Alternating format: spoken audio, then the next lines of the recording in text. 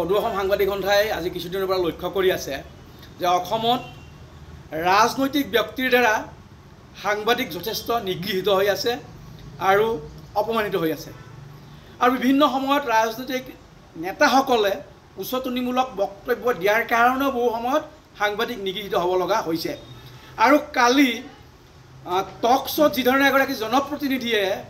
এটা বিশৃংখল পৰিৱেশৰ সৃষ্টি কৰিলে আৰু লগতে ইমান উচ্চ বাচ্য কৰি নিকৃষ্ট আচৰণ কৰি এগৰাকী সাংবাদিকক অপমান কৰিলে এই কথাত সদৌ অসম সাংবাদিক সন্থাই উদ্বিগ্নতা প্ৰকাশ কৰাৰ লগতে AK ৰছিদ আলম ডাঙৰীয়াৰ এই কাৰ্যক ধিক্কাৰ জনাইছোঁ গৰিহণা জনাইছোঁ এগৰাকী জনপ্ৰতিনিধিয়ে সাংবাদিকক কেনে আচৰণ কৰা দৰকাৰ সেয়া জনা উচিত গতিকে সদৌ অসম সাংবাদিক সন্থাৰ তৰফৰ পৰা এই গোটেই ঘটনাক আমি তীব্ৰ নিন্দা কৰিছোঁ গৰিহণা জনাইছোঁ AK ৰছিদ আলম ডাঙৰীয়াৰ যি এই আচৰণ নিন্দনীয় আৰু তেখেতে ক্ষমা খোজা উচিত আৰু মই আহ্বান জনাম কোনো কাৰণতেই যাতে টক শ্ব'ত বিশৃংখল পৰিৱেশৰ সৃষ্টি কোনো নকৰে সকলোৱে নিজস্ব আচৰণ বজাই ৰখাটো অতিব প্ৰয়োজন সদৌ অসম সাংবাদিক সন্থাই আজি কিছুদিনৰ পৰা লক্ষ্য কৰি আছে যে অসমত ৰাজনৈতিক ব্যক্তিৰ দ্বাৰা সাংবাদিক যথেষ্ট নিগৃহীত হৈ আছে আৰু অপমানিত হৈ আছে আৰু বিভিন্ন সময়ত ৰাজনৈতিক নেতাসকলে উচতনিমূলক বক্তব্য দিয়াৰ কাৰণেও বহু সময়ত সাংবাদিক নিগৃহীত হ'ব লগা হৈছে আৰু কালি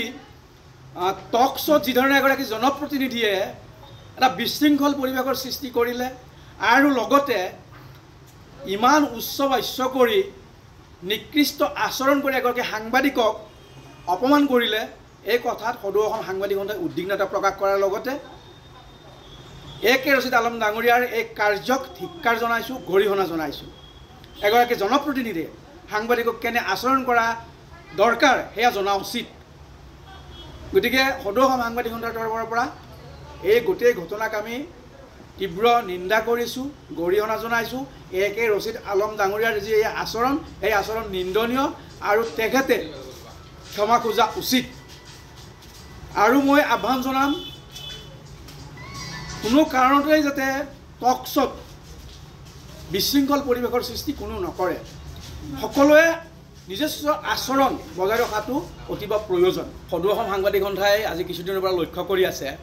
যে অসমত ৰাজনৈতিক ব্যক্তিৰ দ্বাৰা সাংবাদিক যথেষ্ট নিগৃহীত হৈ আছে আৰু অপমানিত হৈ আছে আৰু বিভিন্ন সময়ত ৰাজনৈতিক নেতাসকলে উচতনিমূলক বক্তব্য দিয়াৰ কাৰণেও বহু সময়ত সাংবাদিক নিগৃহীত হ'ব লগা হৈছে আৰু কালি টক শ্ব'ত যিধৰণে এগৰাকী জনপ্ৰতিনিধিয়ে এটা বিশৃংখল পৰিৱেশৰ সৃষ্টি কৰিলে আৰু লগতে ইমান উচ্চ বাচ্য কৰি নিকৃষ্ট আচৰণ কৰি এগৰাকী সাংবাদিকক অপমান কৰিলে এই কথাত সদৌ অসম সাংবাদিক সন্থাই উদ্বিগ্নতা প্ৰকাশ কৰাৰ লগতে AK ৰছিদ আলম ডাঙৰীয়াৰ এই কাৰ্যক ধিক্কাৰ জনাইছোঁ গৰিহণা জনাইছোঁ এগৰাকী জনপ্ৰতিনিধিয়ে সাংবাদিকক কেনে আচৰণ কৰা দৰকাৰ সেয়া জনা উচিত গতিকে সদৌ অসম সাংবাদিক সন্থাৰ তৰফৰ পৰা এই গোটেই ঘটনাক আমি তীব্ৰ নিন্দা কৰিছোঁ গৰিহণা জনাইছোঁ AK ৰছিদ আলম ডাঙৰীয়াৰ যি এই আচৰণ নিন্দনীয় আৰু তেখেতে ক্ষমা খোজা উচিত আৰু মই আহ্বান জনাম কোনো কাৰণতেই যাতে টক শ্ব'ত বিশৃংখল পৰিৱেশৰ সৃষ্টি কোনো নকৰে